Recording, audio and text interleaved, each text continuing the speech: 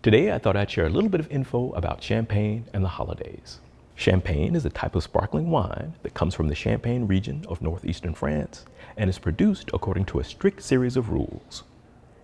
Sparkling wine was originally enjoyed during the 1500s by aristocrats all over Europe.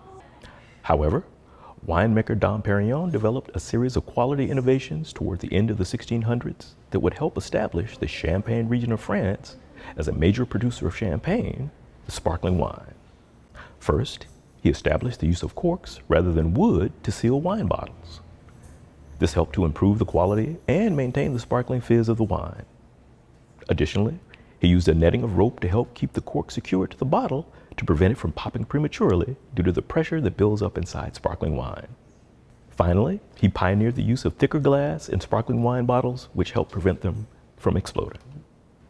These improvements helped to increase the popularity of champagne, so much so that by the beginning of the next century, King Louis XV began making laws governing what could be called champagne and how it could be sold. In 1790, France celebrated the end of the French Revolution, and wines from the Champagne region were the only ones used at official festivities. It was not long after that champagne became associated with celebratory events. Between the mid to late 19th century, the lure of champagne began to spread from the elite down to the middle and working classes. Production methods had reduced the cost of champagne, and while it still wasn't cheap, it was affordable enough to celebrate special occasions such as Christmas and New Year's Eve.